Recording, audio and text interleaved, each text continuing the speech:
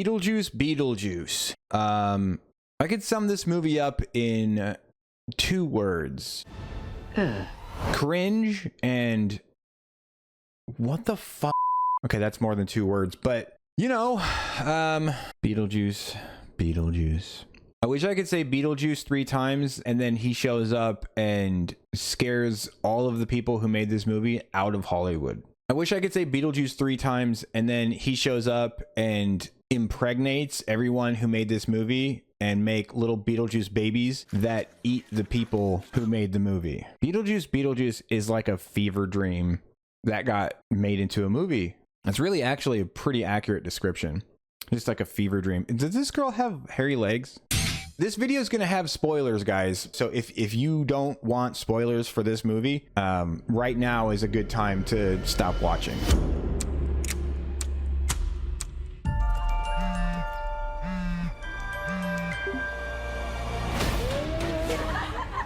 This scene takes place at the beginning of the movie when one of the new characters, Astrid, gets introduced. Lydia Dietz, who claims to be able to talk to and see ghosts on her crappy little ghost show, cannot see or talk to Astrid's dead father for pretty much no reason. The movie does nothing with that. So I guess he went on like a fishing trip or something. I forget what it was. He was trying to save the fish or some like idealistic chick thing that 0 guys actually do. He works for like Greenpeace or something, and then he goes and he's like trying to save the world, and he gets eaten by fish, which of course only affirms Astrid's skepticism about the existence of ghosts and the fact that her mom, in her opinion, is a fraud. And that's kind of Astrid's entire character, and this is her introduction into the movie. So Jeffrey Jones, who is a PDF file, apparently,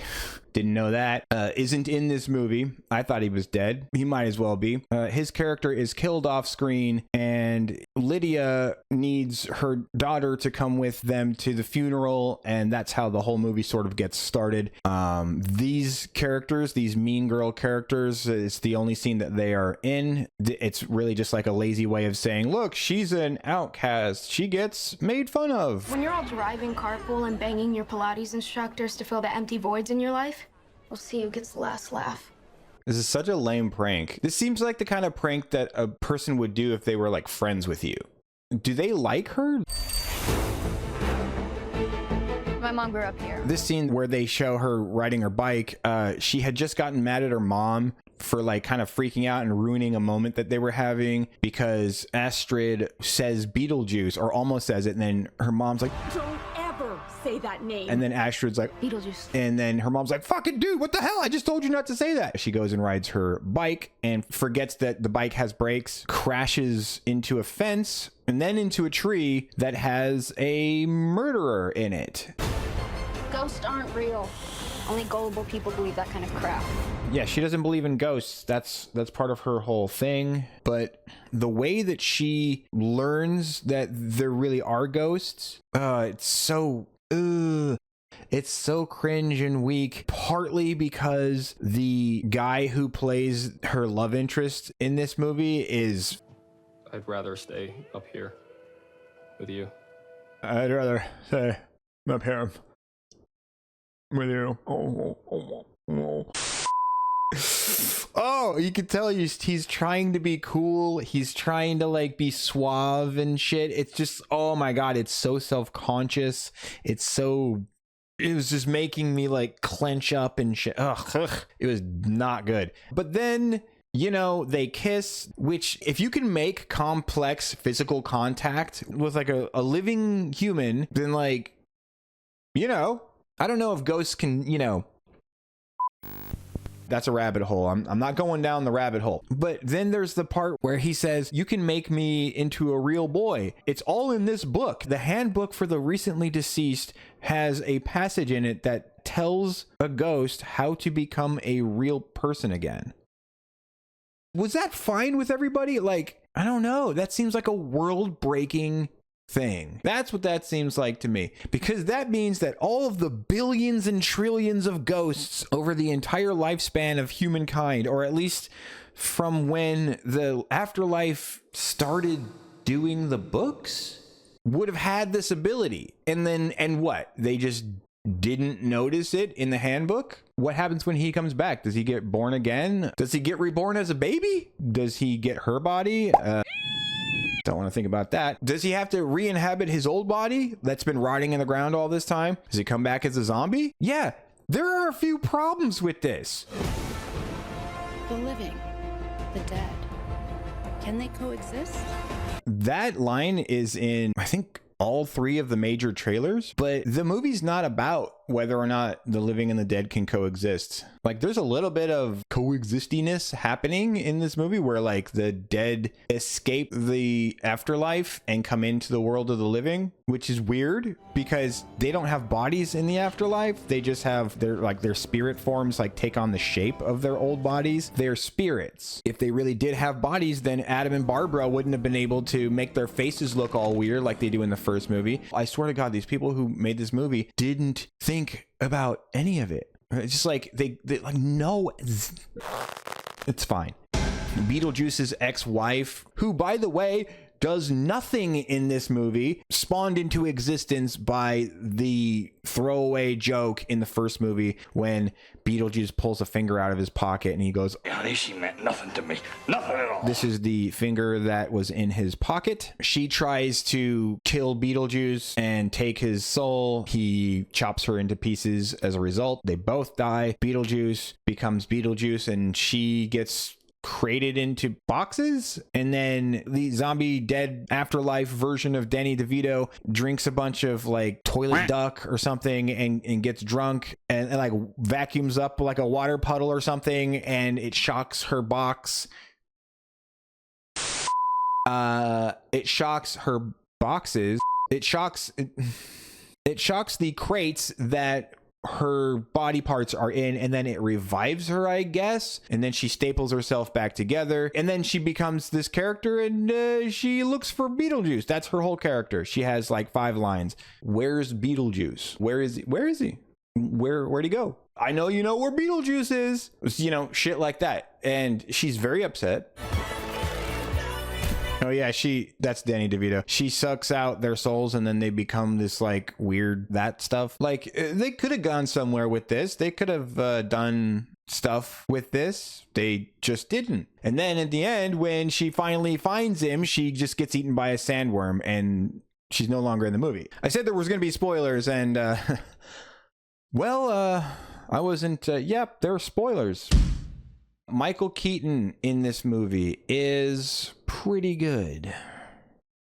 He's pretty good. He looks great as Beetlejuice in these scenes where they don't smoothen out his face. But then there's like other parts of the movie where they've like done something to his face using CGI, and they tried to take away his wrinkles and stuff, and it's just like, yo, he's playing a dead guy. Keep the wrinkles. He looks good. But then there's like other times where he like makes weird faces and you're just like, is that supposed to be a Beetlejuice face? Let's cut. Let's do another one. Michael, you made kind of a weird face in this one. Let's just do it again. Let's see what we get. Winona, could you phone it in a little harder? Sweetheart, darling, love, just arms at your sides, just kind of make a face. Say cheese, motherfuckers. When I was a teenager, a trickster demon. Gosh, she sounds so old. When I was a teenager, a trickster demon came in. Terrorized our entire family and tried to force me to marry him. Oh, my hip just broke. Death is hard. Jesus fucking Christ, dude, have a cup of tea. I'm gonna make you so happy. There is fun in this movie. Like this guy right here, he made me laugh. He's like all burnt. He obviously tried to go down a chimney. This is dumb. Like, how you gonna get in a box that small, bro? Spill your guts. Who wants to go first? All right, I will. See, I'm willing to do the work. Yeah, spill your guts. I will, and then he does that. But it really is just like a line that only exists to do this gag. Whereas in the first movie, every line from Beetlejuice had like a point to it. You know, he was trying to con Adam and Barbara Maitland. For whatever reason, he does that. He's trying to trick them into, you know, making a deal with him. But in this, it's like the lines are really just to service the gag that the writers thought would be neat and or funny. So much of the writing in this movie is like that. Yeah, I forgot about the Soul Train thing. God damn it, dude.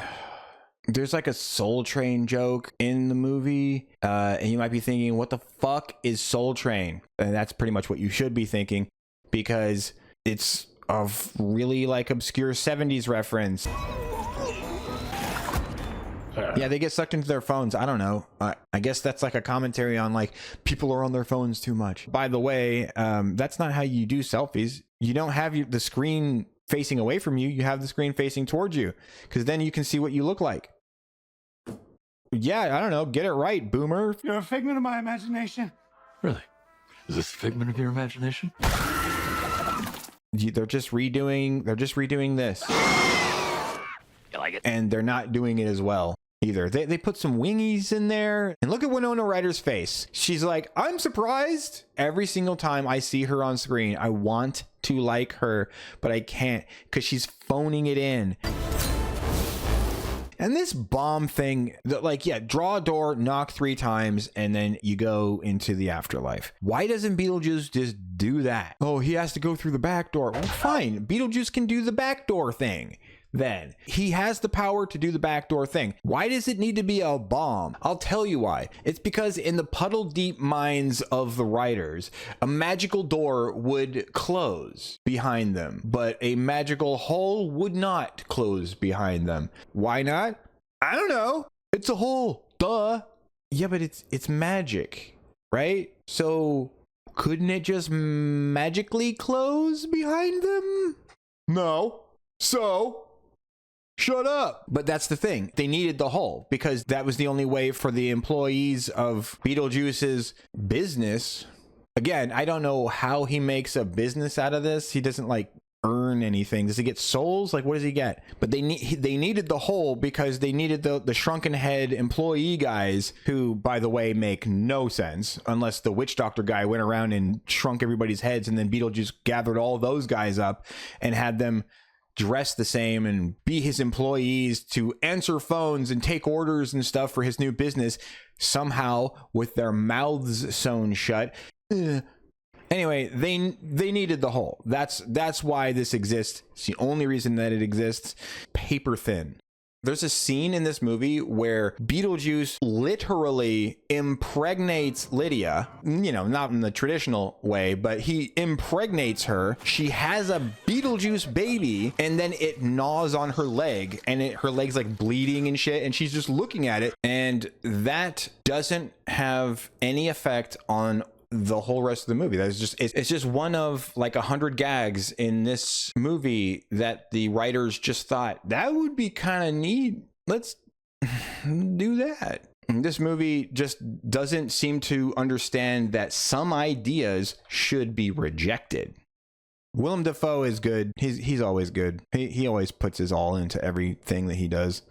I appreciate that. His makeup is weird and cartoony looking, which is, as far as like ways people die is concerned, like, how did he die? He got the side of his head blown off or something? What happened here? I don't think they really put much effort into that one. I think they were just like, I don't know, let's do this. And then the director, who is Tim Burton, by the way, was just like, yeah, that's fine. Whatever. Is the movie good? Does it, you know? I don't think this movie has a very good premise. The premise being that, I don't know what the fucking plot is of this movie. It feels like there's more than one plot. There's a plot where Astrid doesn't like her mom, and then like over the course of the movie, she starts to like her mom because her mom proves that she cares about her by going into the afterlife to get her. And she's like, oh, cool, you do care about me. Even though we never really see Lydia not care. So we just have to take the movie's word for it that that's the case. The premise of this movie is very squirrely. In some instances, it's like, you know, can the living and the dead coexist? In some instances, it's about experiencing the unknown and how that can be a huge challenge, or, you know, getting Astrid to trust her mom, or Beetlejuice running away from his ex-wife. And then the end is essentially just copied straight from the original, just not anywhere near as good. Again, Beetlejuice wants to marry Lydia. It's just the same as the first movie. Couldn't you have come up with a different ending, guys? You know? Could you maybe come up with a different ending? Does it have to be a wedding? I don't know. Fucking, here's an idea. Before you start shooting, you could have a complete story that isn't, how do I say this, ass. Just a thought. It's so okay, so yeah, I don't want to do this anymore. I'm done. That's Beetlejuice. Go and see the movie if you want to. It's out now in theaters. I wouldn't. If you want to see it, you could go and see a matinee. If you don't want to spend, I don't think this is a good movie. I didn't like it. But yeah, anyway, so that's it. Thanks for watching, guys. Please like, share, and subscribe. All my links are in the description. Follow me on join the Discord. I also stream over on Twitch. If you're wondering where the hell I've been, I haven't been making videos. I've been streaming. I'm over on Twitch streaming. So if you want to like hang out and shoot the shit, come on over. So that's the end of the video. Peace.